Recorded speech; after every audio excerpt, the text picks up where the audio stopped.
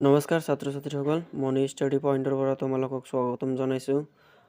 আৰু HS second ইয়াৰৰ Assamese ছাবজেক্টৰ জনতাৰ আহ্বান নামৰ কবিতাটোৰ যিটো মূল ভাৱ আছে তোমালোকক দি আছোঁ। ভিডিঅ'টো স্কিপ নকৰাকৈ ভালদৰে চাবা। কুৱেশ্যনটো আছে জনতাৰ আহ্বান নামৰ কবিতাটোৰ মূল ভাৱ লিখা। উত্তৰটো চাবা। সুন্দৰৰ পূজাৰী ৰূপকোঁৱৰ জ্যোতিপ্ৰসাদ আগৰৱালাৰ জনতাৰ আহ্বান নামৰ কবিতাটোৰ জৰিয়তে কবিয়ে মানৱতাৰ ওপৰত গভীৰ আস্থা আৰু সৌন্দৰ্যৰ উপায়নত বিশেষ গুৰুত্ব আৰোপ কৰিছে। কবিয়ে বিশ্বাস কৰিছিল যে কলা তথা শিল্প হ'ব লাগে জনতামুখী। জ্যোতিপ্ৰসাদ আছিল আলোকসন্দনী আৰু সেইকাৰণে আলোক যাত্ৰাৰ মাংগলিক ধ্বনিয়ে তেওঁৰ এই কবিতাটো মুখৰিত হোৱা দেখা যায়।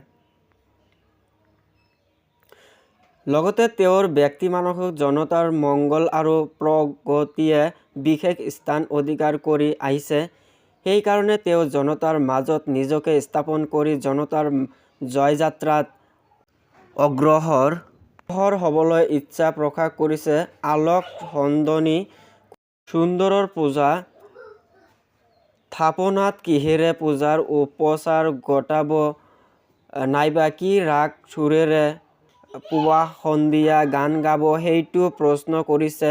আনহাতে সেই প্ৰশ্নৰ উত্তৰত তেওঁ কৈছে যে বিশ্বৰ আকাশত আজি জনতাৰ আহ্বান প্ৰতিধ্বনি কৰিছে।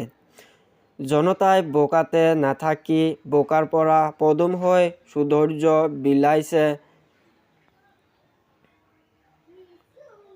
পদুম ফুল বোকাত জন্মি বেলিমুৱাকৈ প্ৰস্ফুটিত হৈ আকাশে বতাহে সৌৰভ বিলায়। তেনেদৰে জনতায়ো এই পৃথিৱীত শান্তি সৌৰভী বিয়পাই বিশ্ব সৌন্দৰ্য সৃষ্টি অৰিহণা যোগাবলৈ একত্ৰিত হোৱা প্ৰয়োজন।